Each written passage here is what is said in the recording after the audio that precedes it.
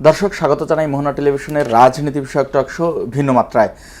নতুন সরকারের প্রথম বাজেট গতকাল প্রকাশ হবার পর থেকে রাজনৈতিক মহলে নানা আলোচনা চলছে সাধারণ জনগণের পর্যায়েও আলোচনা। কার কতটুকুন লাভ ক্ষতি হলো, জনগণ কতটুকুন পাবে এবং পুরনো ধারা থেকে কতটুকু নতুনত্বের দিকে যাচ্ছে এই সরকারের বাজেট, সেসব বিষয় নিয়ে আলোচনা করব আজ।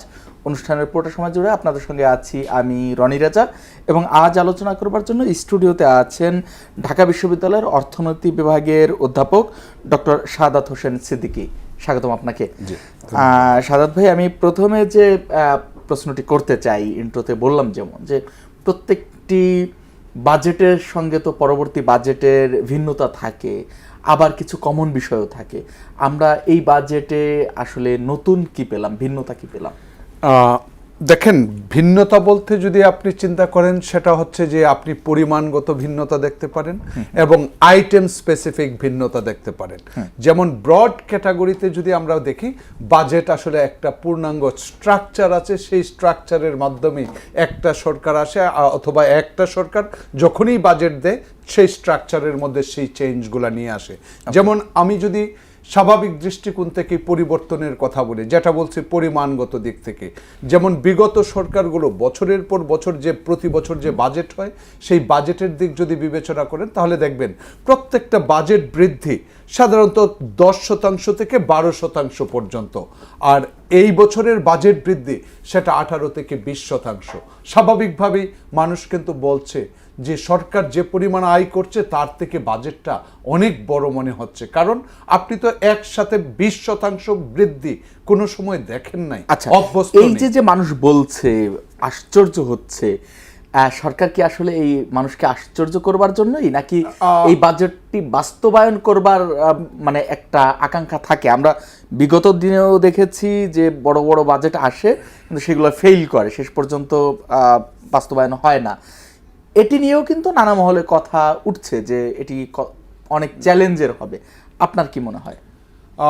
দেখুন, প্রথমত যদি বলি, যে সরকার বাজেটটা দিচ্ছে তার একটা রাজনৈতিক দর্শন রয়েছে অর্থনীতি নিয়ে, অতএব সেই দর্শনগত দিক থেকে যদি চিন্তা করেন তাহলে তাদের ভাবনাটা কিভাবে ফুটিয়ে তুলেছে। আপনি যদি বক্তৃতা পড়েন, বাজেট বক্তৃতা, সেটার মধ্যেই কিন্তু আসলে তার দর্শনটা আসে যে প্রথমত তারা চাচ্ছে যে বঙ্গর অর্থনীতিকে পুনরুদ্ধার করতে, যে কারণে তাদের আসলে অনেক ব্যয় করে অর্থনীতিকে তারা পুনরুদ্ধার করতে পারবে। কিন্তু আমি মনে করি ব্যক্তিগতভাবে আমার অভিমত হচ্ছে অর্থনীতি কিছুটা ঘুরে দাঁড়িয়েছে, কারণ আপনি গত পরশুদিন বিবিএস এর পরিসংখ্যান দেখেন যে বাংলাদেশের প্রবৃদ্ধি 3.97 ছিল এবং 2025-26 যে অর্থ বছর সেখানে সেটা 4-এর উপরে উঠেছে, অর্থাৎ নিচের দিকে নামা থেকে এখন উপরের দিকে উঠছে।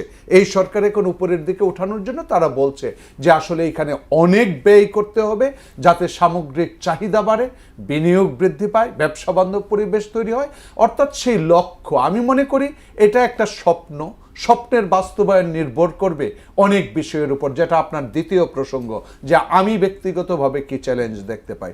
আমি আসলে যদি প্রত্যেকটা কম্পোনেন্ট ধরেই আপনি চিন্তা করেন, তার পিছনে অর্থের সরবরাহ লাগবে।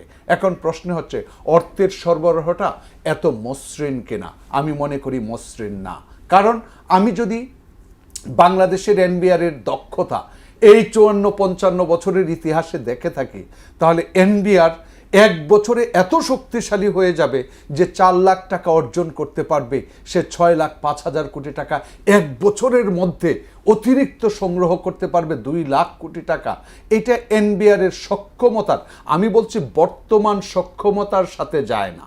এখন সরকার পরিধিও তো বাড়িয়েছে। আগে যে এরিয়া থেকে কর সংগ্রহ হতো, এই বাজেটে তো অনেক এরিয়া বাড়ানো হয়েছে। সেটা বাড়ানো হচ্ছে কি প্রতি বছরই বাড়ছে। আপনি কি এনবিআর এর রেভিনিউ বাড়ছে না? এনবিআর এর রেভিনিউ প্রতি বছর 10% বাড়ছে। এনবিআর এর ব্যর্থতা কোথায়? ব্যর্থতা হচ্ছে এনবিআর যতটুকু সংগ্রহ করার কথা জিডিপির তুলনায় সেটা সংগ্রহ করতে ব্যর্থ।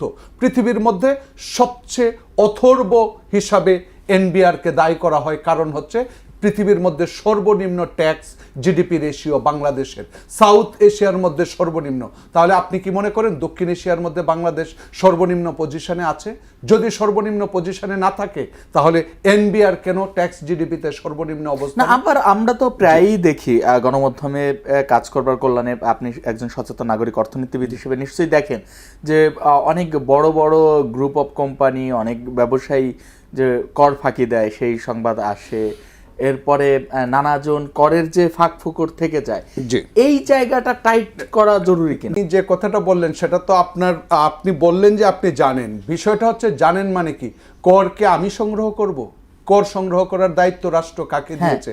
এনবিআর কে দিয়েছে। অতএব এনবিআর সুযোগ দিচ্ছে কি দিচ্ছে না সেটা রাজনৈতিক পরস্পরাই দেওয়া হোক আর না দেওয়া হোক, কিন্তু ব্যর্থতা যাবে কিন্তু একটা এজেন্সির উপর। রাষ্ট্রের যে এজেন্সিগুলো রয়েছে তার নির্দিষ্ট ফাংশন রয়েছে। অতএব আপনি যদি রেভিনিউর ক্ষেত্রে ব্যর্থতা দেখেন, আপনি নিশ্চিত বলতে হবে এনবিআর এর ব্যর্থতা। এখন সেটা রাজনৈতিক যুগ সাজসে হয়েছে কিনা, পলিটিক্যাল ইকোনমি কিনা, সেটা ভিন্ন কথা, কিন্তু ব্যর্থতা কিন্তু ওই এজেন্সিকে নিতে হবে। এই এজেন্সিকে মানে আসলে অ্যাক্টিভ করবার প্রক্রিয়া কি আপনার? প্রক্রিয়া হচ্ছে যে দেখেন, এনবিআর কে সংস্কারের জন্য উদ্যোগ নেওয়া হয়েছিল। হয়তো বিএনপি সরকার, তারেক রহমানের নেতৃত্বে সরকার যদি মনে করে যে এই সংস্কারটি ভালো, এখনো কিন্তু পার্লামেন্টে এক কথাই হচ্ছে বিভাজন প্রয়োজন। ডিভাইড যত করবেন, স্পেশালাইজড হবে, তাহলে রেভিনিউ কালেকশন ত্বরান্বিত। ধন্যবাদ আপনাকে। আমরা ছোট্ট একটি বিরতিতে যাচ্ছি দর্শক, সময় হলো একটি বিরতিতে যাবার। বিরতি শেষে ফিরছি, সঙ্গে থাকুন।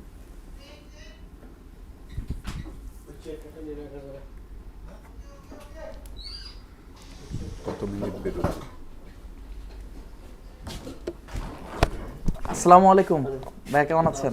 সৌরভ ভাই, আপনি আমরা একসাথে প্রোগ্রাম করি, এতে হলো চ্যানেল 9 এর সর্বশেষ 2 দিন দেখা হলো। সুন্দর একটা শার্ট পরেছেন, যে অবস্থা রাস্তার ভয়াবহ অবস্থা।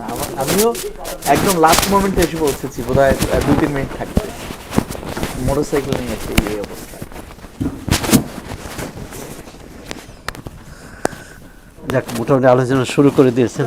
হ্যাঁ হ্যাঁ জি, ছোট্ট একটা বিরতি থেকে আপনি আসবেন তো এই জন্য।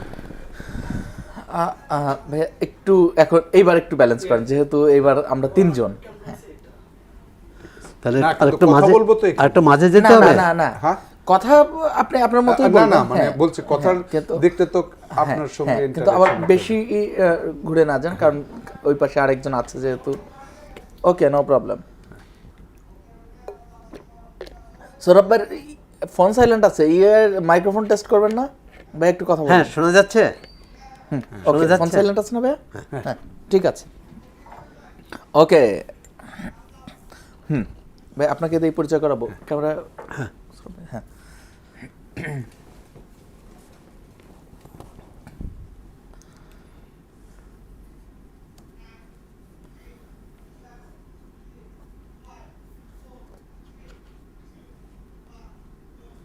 দর্শক, আরও একবার স্বাগত জানাই ভিন্ন মাত্রায়।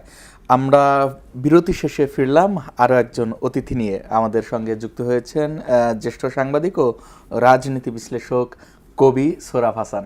স্বাগতম আপনাকে। সম্পাদক, চর্চা.com এর সম্পাদক।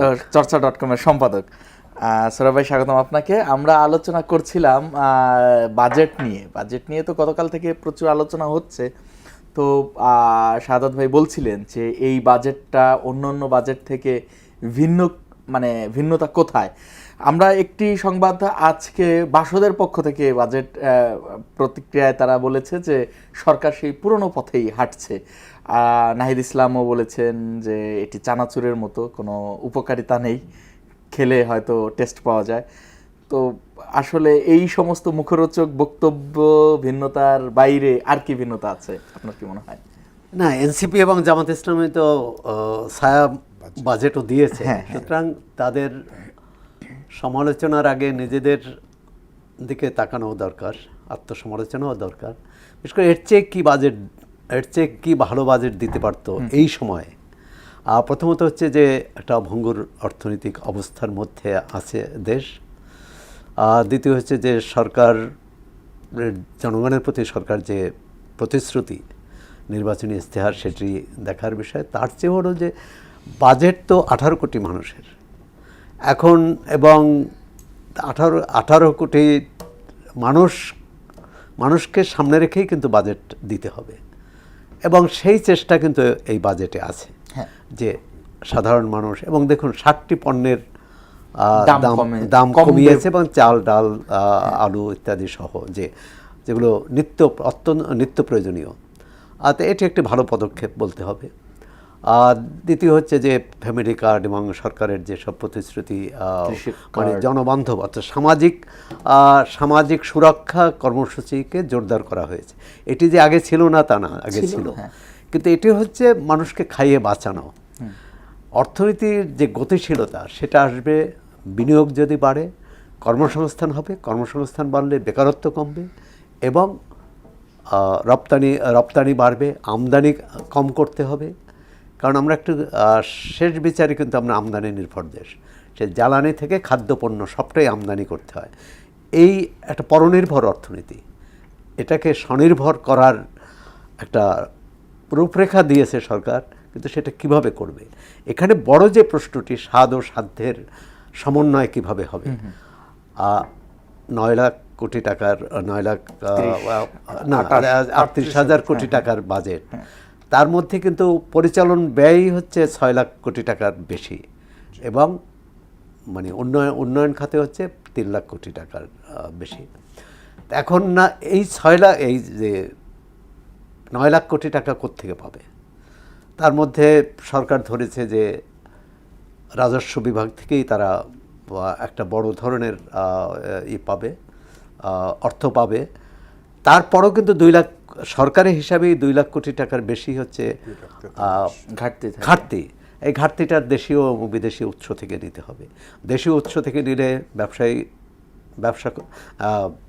ব্যবসায়ী মহল ক্ষতিগ্রস্ত হবে। তারা সাদাত হোসেন সেটি বলছিলেন যে আমাদের এনবিআর এর যে ব্যর্থতা, তারা বারবার যে ব্যর্থতার পরিচয় দিচ্ছে এই কর সংগ্রহে, এবং এখানে অনেক বড় একটা ফাঁকফোকর থেকে যায়, আমরা নানা সময় সংবাদ মাধ্যমের কল্যাণে দেখি। এই জায়গাটা নিয়ে আপনার এনবিআর এর ব্যর্থতা মানে কিন্তু শুধু এনবিআর এর ব্যর্থতা, সরকারেরও ব্যর্থতা। একই সঙ্গে এর সঙ্গে ব্যবসায়ী মহলের কারো ব্যর্থতা আছে কিনা, কারো যোগসাজশ আছে কিনা, সরকার কতটা দৃঢ়তার সাথে এটি পদক্ষেপ নিতে পারে, সিদ্ধান্তগুলো বাস্তবায়ন করতে পারে। এখন সরকারের সমর্থক কোনো ব্যবসায়ীর ক্ষেত্রে ছাড় দেওয়া, আর সরকারের সমর্থক না হলে তাকে ধরে বেঁধে আনা, এই যে দ্বৈত নীতি, এর থেকে বেরিয়ে আসতে হবে। এটা সব সরকার এমনই হয়ে আসছে। প্রথমত সক্ষমতা বাড়াতে হবে আমাদের, রাজস্ব আদায় থেকে শুরু করে প্রকল্প বাস্তবায়ন সব ক্ষেত্রেই ঘাটতি আছে, অদক্ষতা আছে, চুরি আছে, অপচয় আছে। এগুলো কমাতে হবে, বন্ধ করতে হবে। এখন বলতে পারে সরকার যে এত বছর ধরে যে চলে আসা অনিয়ম, দুর্নীতি আমরা কীভাবে রাতারাতি তো কমবে না, কিন্তু সরকারের দৃষ্টিভঙ্গিতে যদি সেটা প্রতিফলন ঘটে, অর্থাৎ এই সরকার থেকে যে শুরু হয়, এই বাজেট থেকে যে শুরু হয়, যে সরকার কে কোন ব্যবসায়ী, কে কোন দলের, এটি দেখছে না, সবার প্রতি সমান আচরণ করছে, তাহলে রাজস্ব আয় যেমন বাড়বে, ব্যবসায়ীরাও স্বস্তি পাবে। কারণ আমরা তো দিন শেষে দেখছি যে দলমত নির্বিশেষে সমস্ত কিছুর ঊর্ধ্বে গিয়ে কিছু ব্যবসায়ী বা কিছু গ্রুপ অফ কোম্পানি তারা এমনভাবে সিন্ডিকেট করে দাম বাড়াতে থাকে। দাম বাড়ানোর পরে সরকার যে রাজস্ব আদায়টা, সেক্ষেত্রে দাম বাড়ানো, সেখানে একে অপরের উপর যখন দলীয় জায়গায় চলে আসে, সেই দলীয় জায়গায় আসে। আবার কোনো ক্ষেত্রে দেখা যাচ্ছে সরকারের চেয়েও ব্যবসায়ী সিন্ডিকেট বা কয়েকটি বড় ব্যবসায়ী গোষ্ঠী, তারা এতটা ক্ষমতাবান, সরকার সেখানে হাত দিতে ভয় পায়। সরকারকে এই ভয় পাওয়া চলবে না। সরকার প্রতিটি ক্ষেত্রেই করবে। আবার এই ট্যাক্স পেয়ার, মানে সাধারণ রিক্সা চালক থেকে শুরু করে শীর্ষ ব্যবসায়ীরও অধিকার আছে যে তার কাছ থেকে যে আপনি রাজস্বটা নিলেন, কোন খাতে ব্যয় করলেন, সেখানে অপচয় হলো কিনা, সেখানে এবং নাগরিক সেবা কতটুকু নিশ্চিত করা গেল। যেমন এই ক্ষেত্রে বলি যে অ্যাপেক্স গ্রুপের যে এমডি নাসিম মঞ্জুর, তিনি চর্চার একটি বাজেট আলোচনায়, প্রাক বাজেট আলোচনায় বলেছিলেন যে আমরা আমাদের কর দেই, আবার যারা কর দেন না তাদের করও দেই। এই যে যারা কর দেন না এদের চিহ্নিত করতে হবে, এদের কর আদায় করতে হবে, তাহলে ব্যবসায়ীদের একাংশ ক্ষতিগ্রস্ত হবে না, ভয়ভীতিতে থাকবেন না, এবং ব্যবসার প্রতি বীতশ্রদ্ধ হবেন না, যে আগ্রহ হারিয়ে ফেলবেন না। কারণ অনেকে কিন্তু এটি শুধু সাবেক সরকারের উপর দোষারোপ করলে হবে না, অনেক ব্যবসায়ী কিন্তু বিদেশে চলে গেছেন ব্যবসা বাণিজ্য নানা কারণে, যে এবং তারা সেখানে ব্যবসায় ভালো করেছে। এর অর্থ না যে সবাই তারা পাচার করে গেছে, জি, কারণ তারা দেখছে যেখানে বিদেশে যদি ব্যবসার সুযোগ ভালো থাকে দেশের চেয়ে, তখন সেখানেই যাবে। ধন্যবাদ আপনাকে ডক্টর শাহাদাত হোসেন সিদ্দিকী। আমরা এই সরকার এই বাজেটে আমরা দেখেছি যে নতুন উদ্যোক্তাদের অনেক বেশি গুরুত্ব দিয়েছে, এবং মানে এক নতুন জায়গা, নতুন হলেও বেশ কিছুদিন ধরে চলে আসছে যে কন্টেন্ট ক্রিয়েটর, তাদের উপর আরোপিত কর মওকুফ করেছে। এই যে নতুনদের যে উৎসাহ দেওয়া, এটা কতটুকুন মানে ইতিবাচক ভূমিকা রাখতে পারে বলে আপনি মনে করেন? দেখেন, প্রকৃতপক্ষে আপনি বাজেটকে যখন স্বাভাবিকভাবে স্বাভাবিক দৃষ্টিকোণ থেকে দেখবেন, তখন দেখবেন কি প্রত্যেকটা বাজেটেই অনেক সুন্দর বাজেট। রাষ্ট্রকে নিয়ে চিন্তা, রাষ্ট্রের জনগণকে নিয়ে চিন্তা, এবং ইয়ুথ পপুলেশনকে নিয়ে চিন্তা বিগত সরকারেও করেছে। এখন আপনি এটাকে আমরা বলবো যে উদ্যোগটা ভালো, মানে এটা হচ্ছে আগামী 1 বছর রাষ্ট্র কি ধরনের উদ্যোগ গ্রহণ করবে এবং তার পিছনে কিভাবে ব্যয় হবে, আয় হবে, তার একটা হিসাব নিকাশ। এখন স্বাভাবিকভাবে নিউ এন্টারপ্রেনার যদি আসে, এবং যে জায়গাটায় কন্টেন্ট ক্রিয়েটর থেকে শুরু করে সরকার কিন্তু ইয়ুথ পপুলেশনকে নিয়ে ভাবছে যে তারা কিভাবে প্রোডাকশন সেক্টরে যদি জড়িয়ে যায় তাহলে জিডিপির প্রবৃদ্ধিটা, আমরা যে ইয়ুথ ডিভিডেন্ডের কথা বলি সেই ডিভিডেন্ডটা, এবং 3 ধরনের ডিভিডেন্ডেই কিন্তু সরকার বলেছে বাজেটের মধ্যেই।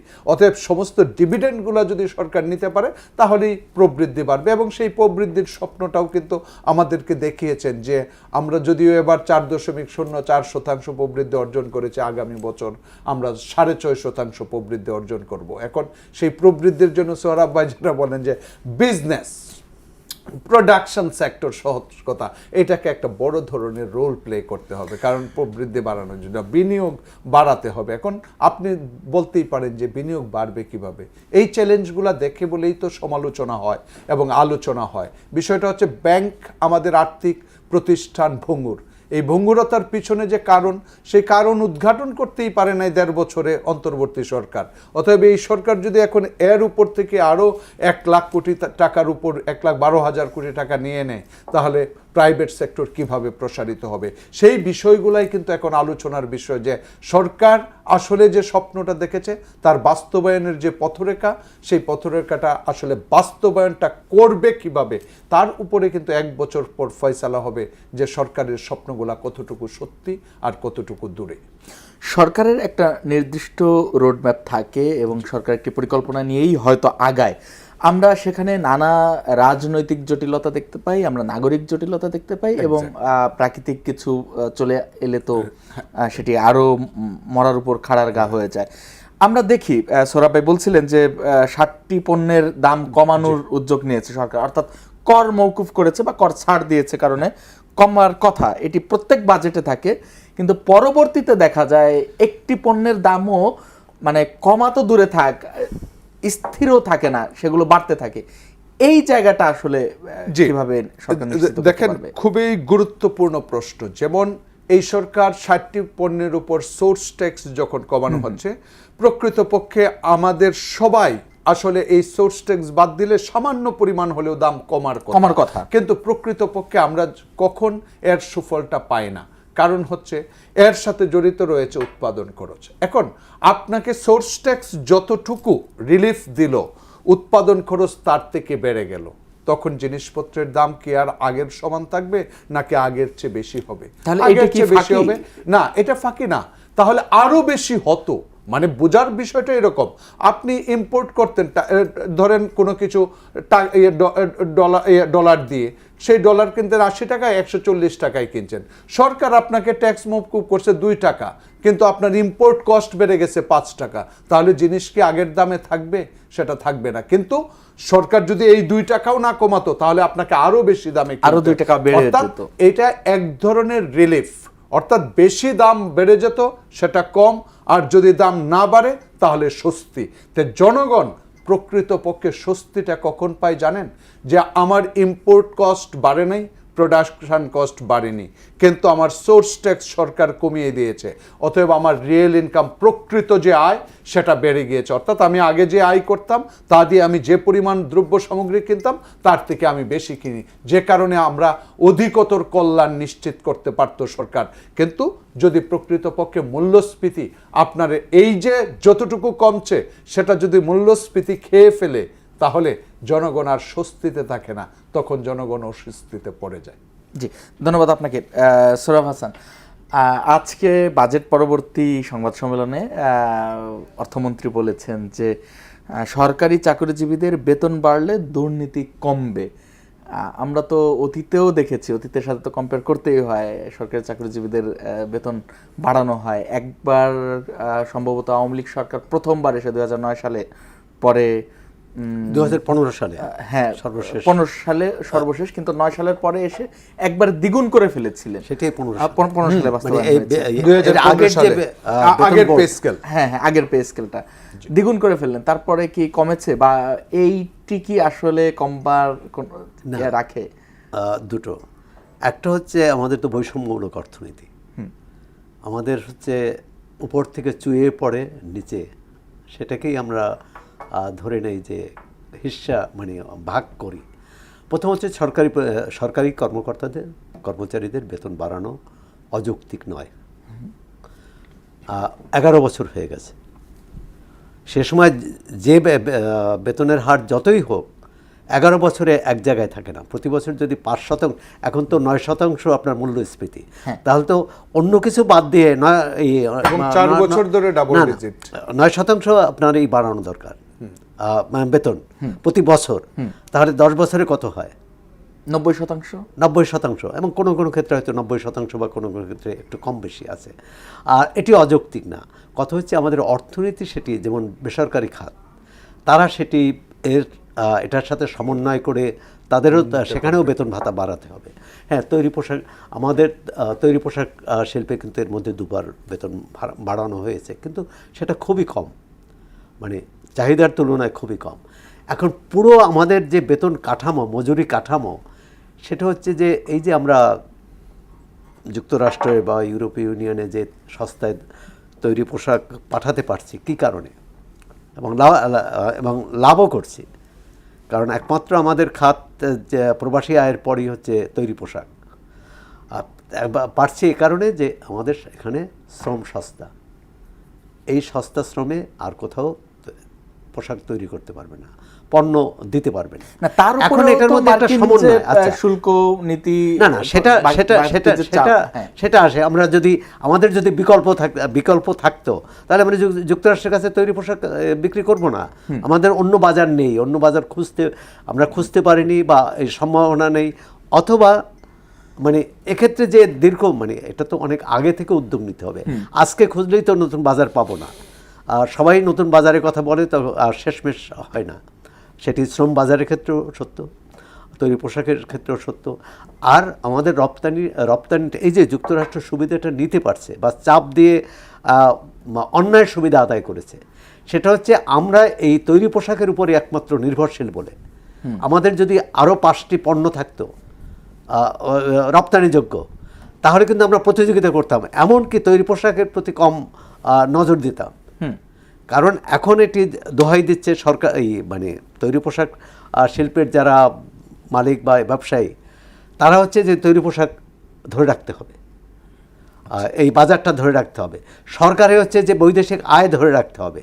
তাহলে এই যুক্তরাষ্ট্রের সাথে এখন একটি অন্তর্বর্তী সরকার করেছে, যদিও তাদের করার কথা না। আমি মনে করি যে বিএনপি সরকার এটা বার্গেনিং করা উচিত, দর কষাকষি করা উচিত, কিভাবে এটি ন্যায্যতার দিকে নেওয়া যায়। কারণ এটা পুরোপুরি হয়তো বাতিল করতে পারবে না, কিন্তু আর যে আদেশের বলে এই শুল্ক আরোপ করেছিল সেই আদেশ কিন্তু মার্কিন আদালত আদালতই বাতিল করে দিয়েছে। বাতিল করে তাহলে দিয়েছে। এই যে চুক্তি তারপরে আবারও হ্যাঁ যুক্তরাষ্ট্র একজন কি বলে উন্মাদ প্রেসিডেন্টের হাতে জিম্মি, শুধু যুক্তরাষ্ট্র না পুরো বিশ্ব।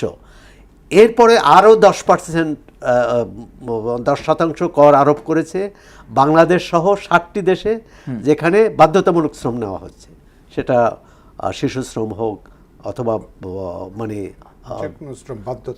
মানে যে কোনোভাবে তারা বাধ্য, বিকল্প শ্রম দেওয়ার জায়গা নেই বলে সে আরও 10%, সেটা কার্যকর হয়নি।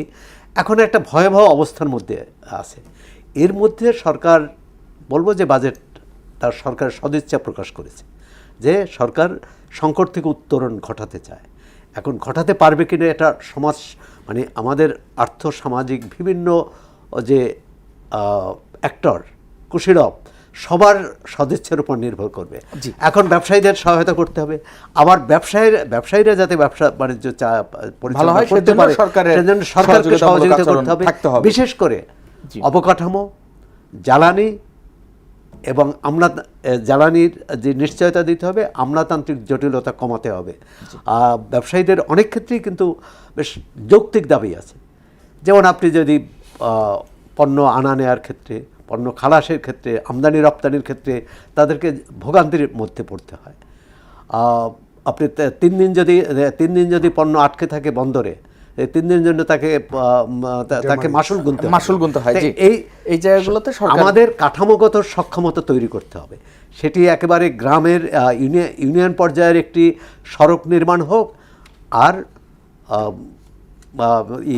বিদেশে পণ্য রপ্তানি হোক, সব ক্ষেত্রে সক্ষমতা বাড়াতে হবে। জি, ধন্যবাদ আপনাকে ডক্টর সাদত হোসেন সিদ্দিকী। যদি আমরা আলোচনা ধরেই প্রশ্ন করতে চাই যে রপ্তানি আমদানিকৃত পণ্যের উপরে শুল্ক চাপ থাকে, খরচ বেশি থাকে, কিন্তু আমাদের দেশীয় পণ্য যেগুলো সেগুলোতেও আমরা দেখি নানা সময়ে মাত্রাতিরিক্ত দাম বাড়িয়ে ফেলা, এবং এর পেছনে নানা সময় আমরা আলোচনা শুনি যে ঘাটে ঘাটে চাঁদাবাজি, এর পরে নানা কারণে খরচটা বেড়ে যায়।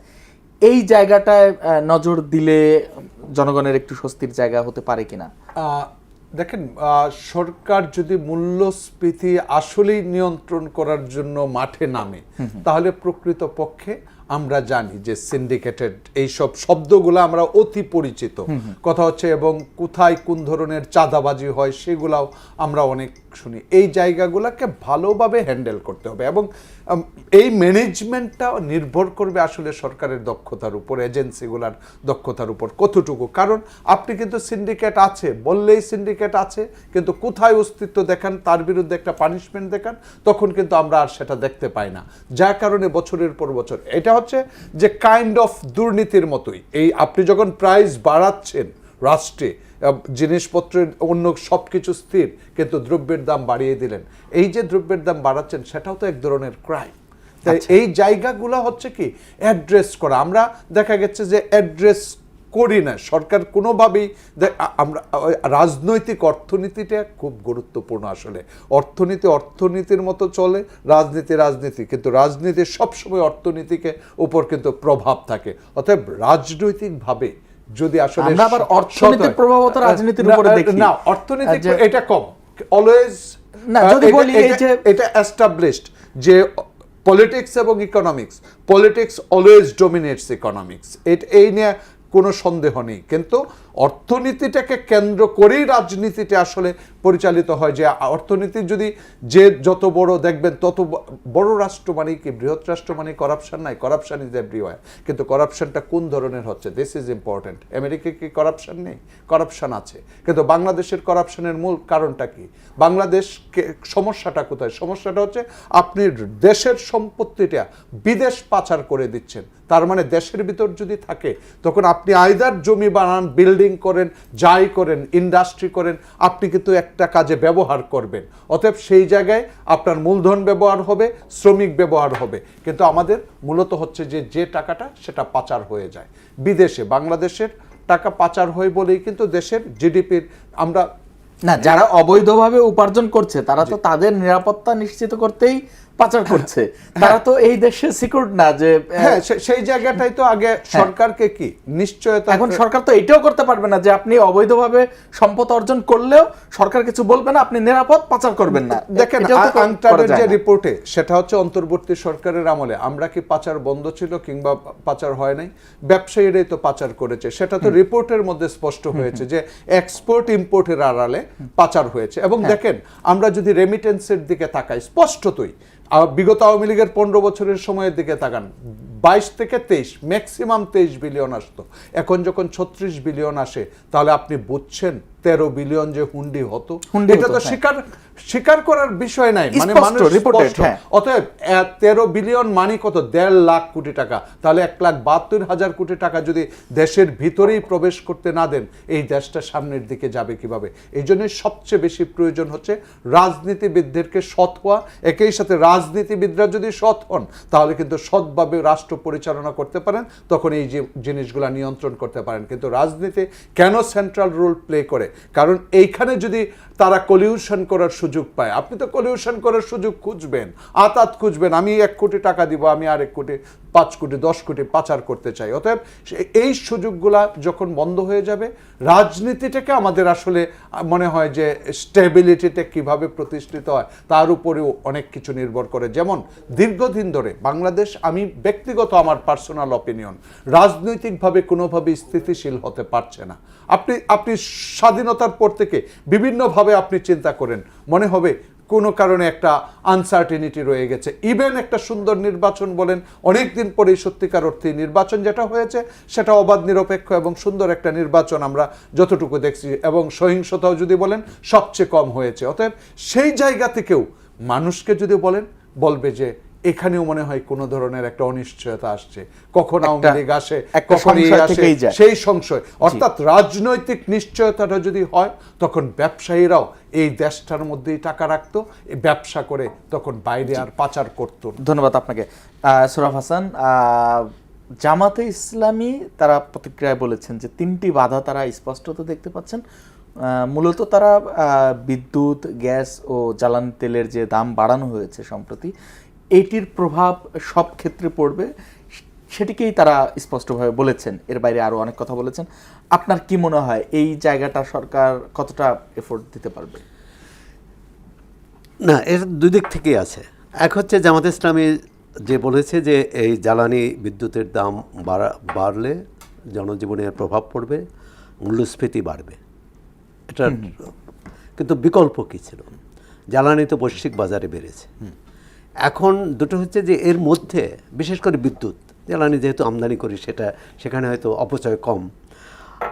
আমাদের বিদ্যুৎ সরবরাহ ব্যবস্থা, বিতরণ ব্যবস্থা এবং বিদ্যুৎ উৎপাদন ব্যবস্থা, এর মধ্যে যে গলদ আছে, এর মধ্যে যে কারচুপি আছে, এর মধ্যে যে দুর্নীতি আছে, অপচয় আছে, সেটা বন্ধ করলে হয়তো আরেকটু কম রেখেও ভোক্তাদের কাছে সমান দামে বিদ্যুৎ পৌঁছানো যায়। এটা সব ক্ষেত্রে অন্যান্য পণ্য, আমরা যে চাল উৎপাদন করি, আলু উৎপাদন করি, আলুর কথা ভাই বলছিলেন যে আলু কখনো কৃষক দাম পায় না, কখনো বেশি দামে কিনতে হয়। আবার কৃষক যে তার উৎপাদন খরচ যদি আমরা কমাতে পারি তাহলে কম দামে বিক্রি করলে তার ক্ষতি নেই, কিন্তু আমরা উৎপাদন খরচ কমাতে পারি না। সরকার অনেক সহায়তা আছে, সার সেচে, হ্যাঁ, কিন্তু এই জায়গাটা উৎপাদন খরচ যেটা থাকে সেইটার পরেও যে মাঝের অংশের কারণে যে পরিমাণ দাম বেড়ে যায়, যেমন আমরা প্রতি সিজনেই দেখি কুড়িগ্রামে যে ফুলকপিটি 1 টাকা বিক্রি হচ্ছে, ঢাকায় সেটি 40 টাকা 50 টাকা কিনে খেতে হচ্ছে। অতটা না হলেও 5 টাকা আর 40 টাকা এই ব্যবধান তো থাকে। এটার মধ্যে এখানেই হচ্ছে আমাদের বিপণন ব্যবস্থাপনা। তা আমাদের একটা চালের ক্ষেত্রে কিন্তু এতটা হয় না। চালের ক্ষেত্রে ঢাকায় যদি 12 টাকা হয়, অলমোস্ট 12 টাকা হলে সেখানে হয়তো 10 টাকা। না, এইখানে কিন্তু আমি বলছি সেখানে এই যে চালের জায়গাটা আবার একটু ভিন্ন। কৃষক যেটা চালের জায়গায় আবার কৃষক বঞ্চিত হয়, কৃষক বঞ্চিত হয়। কিন্তু আমি বলছি যে এই যে ব্যবস্থাপনা, অর্থাৎ সরকারের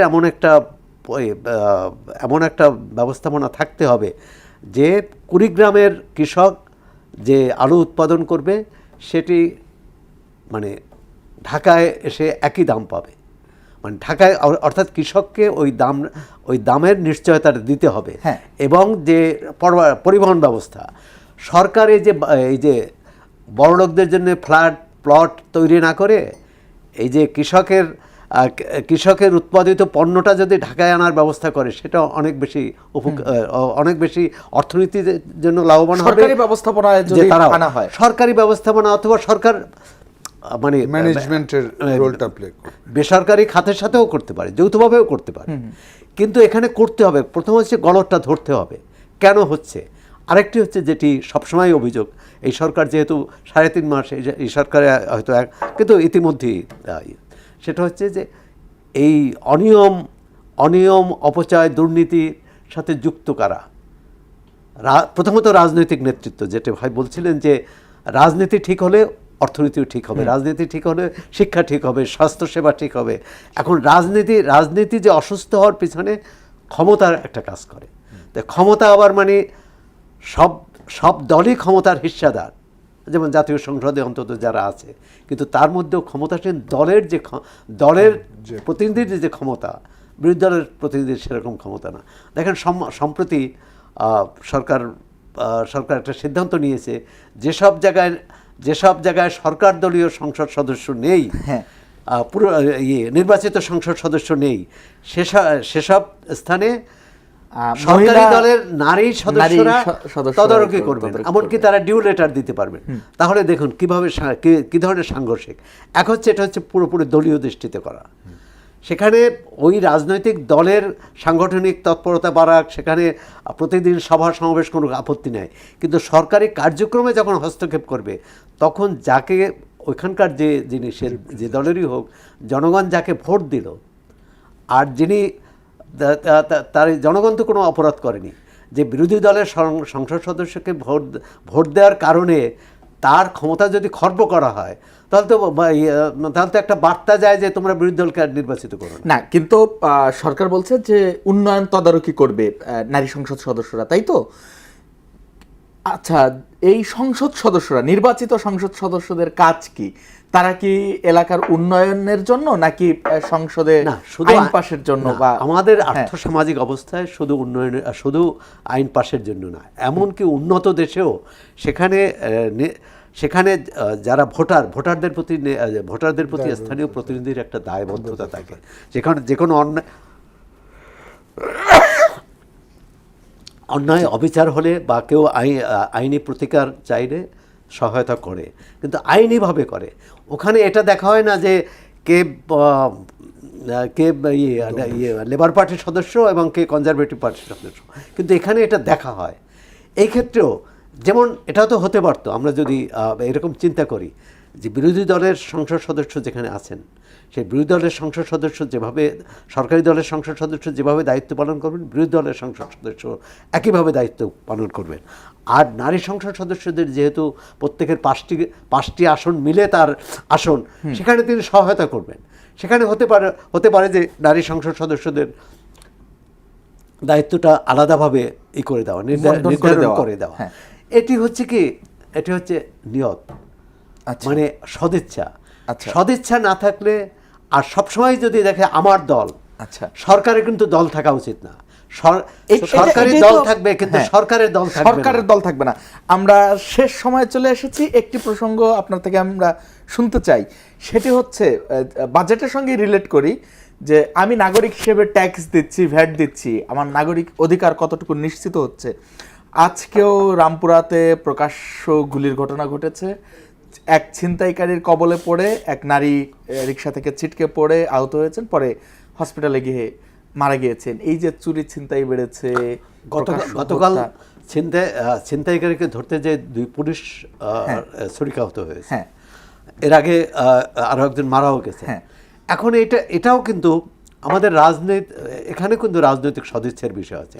আমরা প্রতিটি আসনে, নির্বাচনী আসন ধরি, ওই আসনের জনগণকে সঙ্গে নিয়ে নির্বাচিত জনপ্রতিনিধি, স্থানীয় প্রশাসন, পুলিশ প্রশাসন এবং জনপ্রশাসন সম্মিলিতভাবে এটা একটা চেষ্টা করা হোক না কেন। আর থানায় কিন্তু ওই কি বলে 50 বছর ধরে তালিকা আছে যে এই এলাকার সন্ত্রাসীকে, এই এলাকায় এই এলাকায় মাস্তানি করে কে, এইসব। তো সেই তালিকা ধরে ব্যবস্থা নেওয়া। এখন যদি এমন হয় যে বিএনপি যেহেতু ক্ষমতায়, বিএনপির লোকদের ধরা যাবে না, তাহলে কিন্তু ওই অন্য দলের লোকদেরও ধরা পড়বে না। যেমন আওয়ামী লীগের সময় আমরা দেখেছি যে সন্ত্রাসী মানেই হচ্ছে বিরোধী দলের কর্মী সমর্থক। তো এই অবস্থা থেকেও বেরিয়ে আসা, আর কতদিন আমরা ঝগড়াঝাটি করব? যে বিষয়টি হচ্ছে যে ঝগড়াঝাটি, রাজনৈতিক সংঘাত, সংঘর্ষ, এবং সংসদে তো আমরা দেখি যে এক একটা বিষয় নিয়ে যে আলোচনা হয়, বিতর্ক হয়, এটা মনে হচ্ছে এই বিতর্ক আর শেষ হবে না। জি, আমরা হচ্ছে রাজনৈতিক বিতর্ক হবে, কিন্তু বিতর্ক যাতে সমস্যার সমাধানের লক্ষ্যে হয়, যাতে শুধু অপরের দিকে কি বলে অভিযোগের তীর ছোড়ার কোনো অর্থ হয় না। জি, ধন্যবাদ আপনাকে, ধন্যবাদ ডক্টর সাদাত হোসেন সিদ্দিকী, আপনাকেও। দর্শক, ধন্যবাদ জানাই আপনাদেরও এতক্ষণ সঙ্গে থাকবার জন্য। আজকের মতো বিদায় নিচ্ছি। আগামীকাল দেখা হবে একই সময়ে, নতুন কোনো অতিথি নিয়ে আলোচনা হবে, নতুন কোনো বিষয়ে। সঙ্গে থাকুন।